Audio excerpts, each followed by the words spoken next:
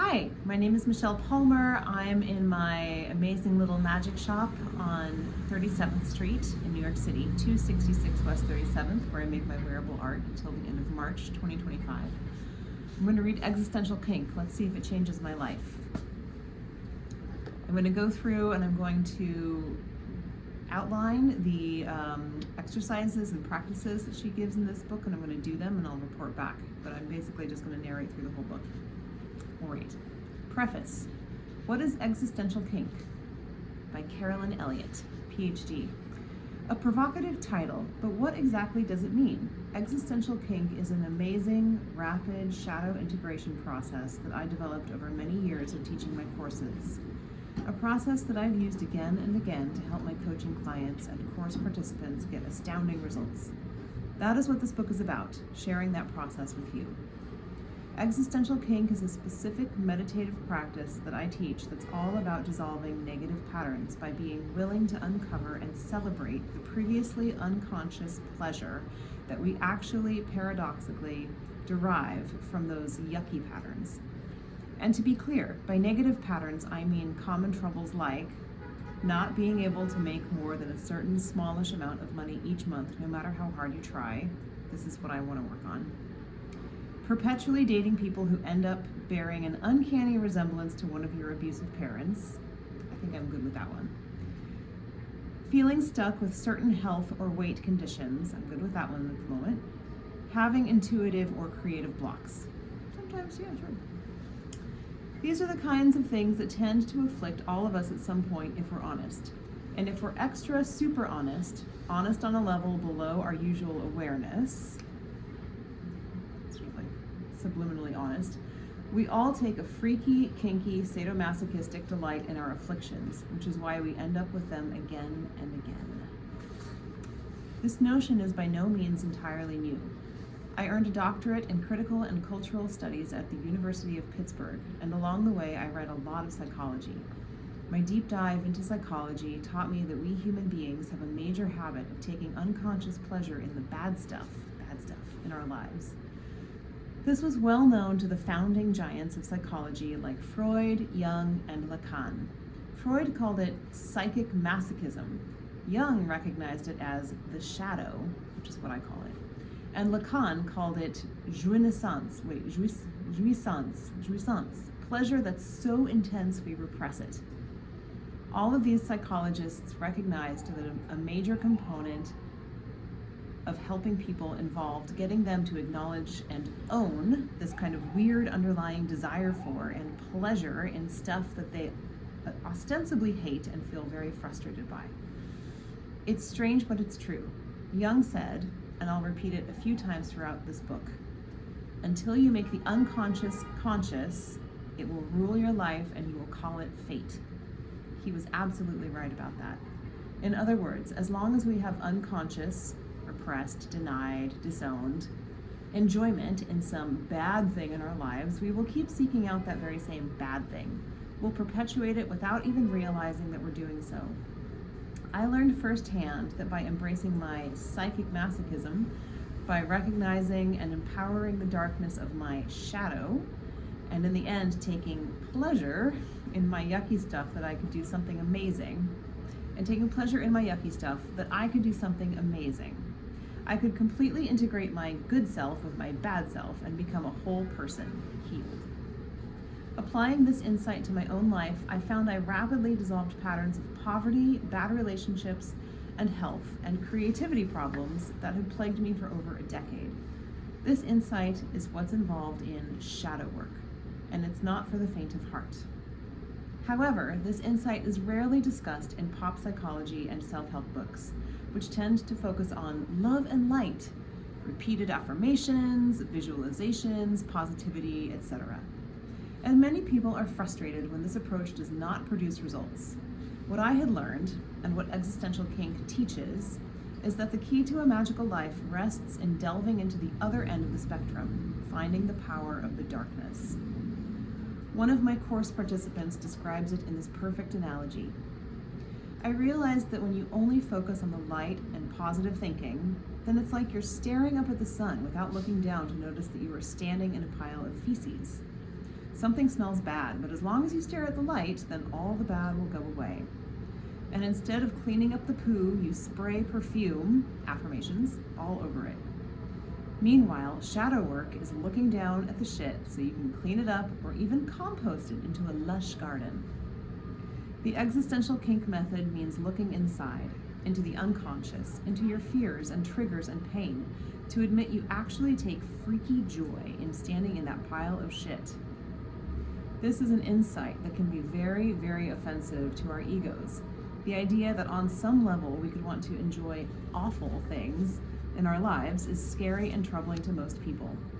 We tend to think we only want or enjoy good things, or that we should only want good things. But acknowledging our secret bliss in the bad stuff doesn't have to be a troubling recognition. It's just a normal part of human nature. We all do it, and there doesn't need to be any shame or blame in it at all. In fact, setting aside shame and blame is what allows us to make the enjoyment conscious, and thereby lets us remove its power to sneakily control us. So, scary or not, I'm making the argument that this is a very important insight to integrate into how we live our lives.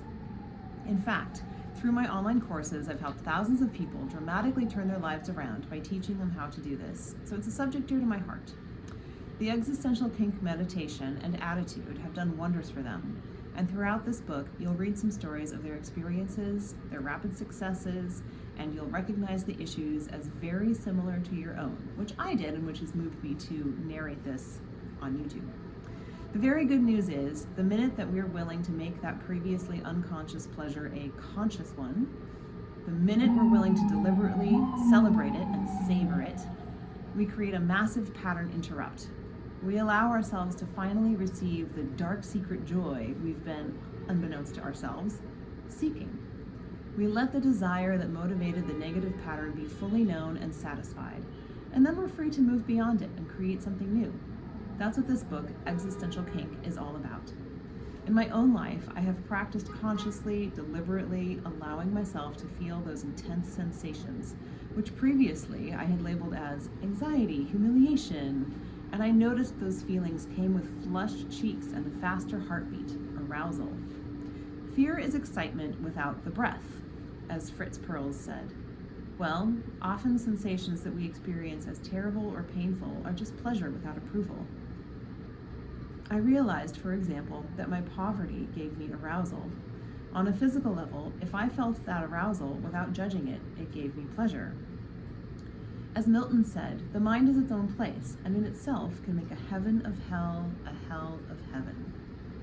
Well, I decided to make a heaven of my hell. The end result turned my life around. Here it's important to acknowledge that every difficult thing in life, whether it's poverty, racism, sexism, or relationship, health, or creativity issues due to childhood wounds, all of these obviously are not solely individual inventions. None of us individually invented these dark secret desires for painful things in our lives, and none of us is individually solely responsible for the fact that they exist, or that we experience them. There are things that go beyond the individual that are part of the mass collective shadow, as Jung would put it.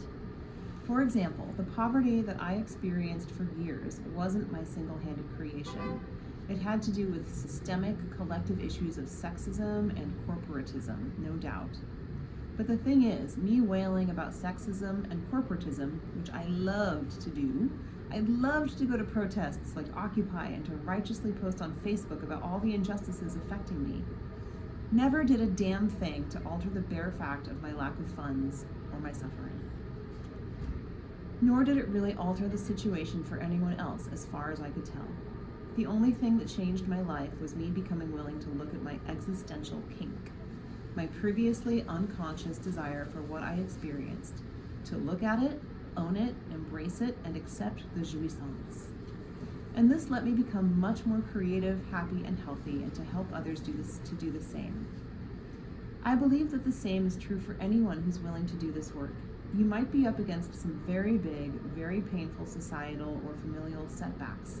And yet, when you become willing to really excavate your previously unconscious role in your difficult situation, you gain exactly the freedom, courage, and creativity that you need to overcome those setbacks and to even lift up other people.